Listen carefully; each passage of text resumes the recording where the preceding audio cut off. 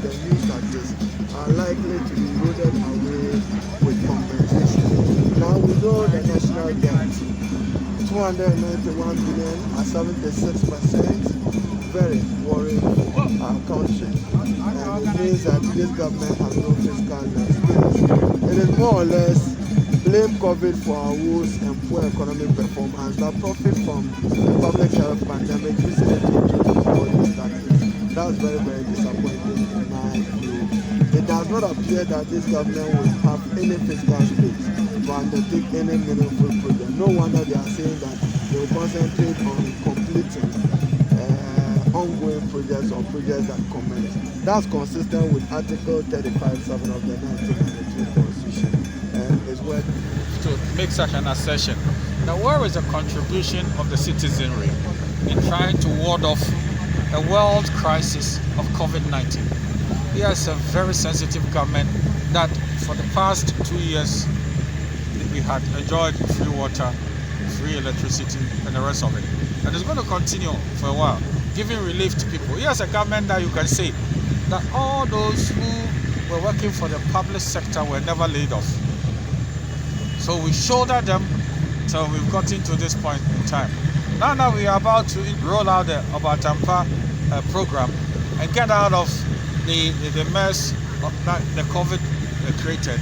It will be very uncharitable for anybody to assert that we are inflicting hardship, because the difference between hardship and relief is lost on them. What is the essence of we talking about the Obatampa program? 100 billion. Do you know what Biden has done?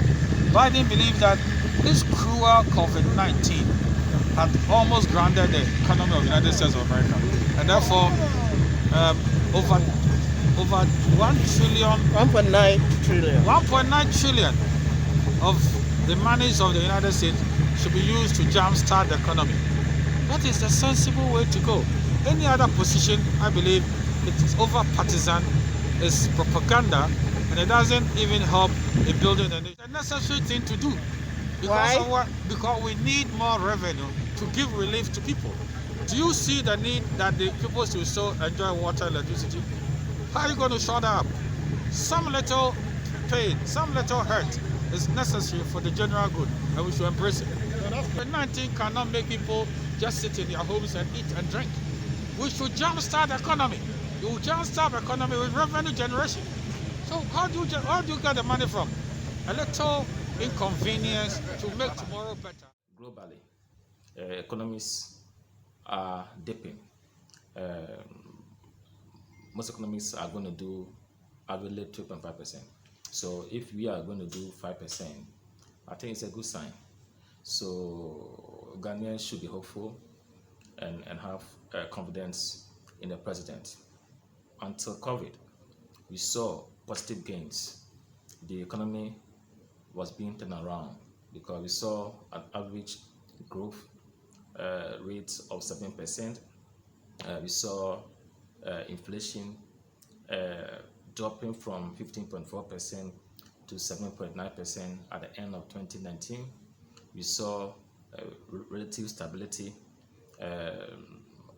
on our currency, because between 2013 and 2016, the cedi depreciated by around 18%, and Nana Akufo-Addo about 8%. Okay, so things were looking up until the pandemic, but with what we've heard from the budget, there's hope, and I'm optimistic that by the end of this year, we should see a positive turnaround in the economy. Government is also going to introduce some new taxes, and I think that is a step in the right direction. We build economies through taxation and prudent borrowing. And with this COVID-19 health levy, and also the sanitation and pollution levy, and I think that the monies that are going to be raised will be able to help us to have a turnaround of our economy, because something dramatic has to be done. Okay, and I'm believing that Ghanaians will understand the angle the government is coming from and appreciate the fact that we need to come together to find a solution in fixing our The economy. challenge.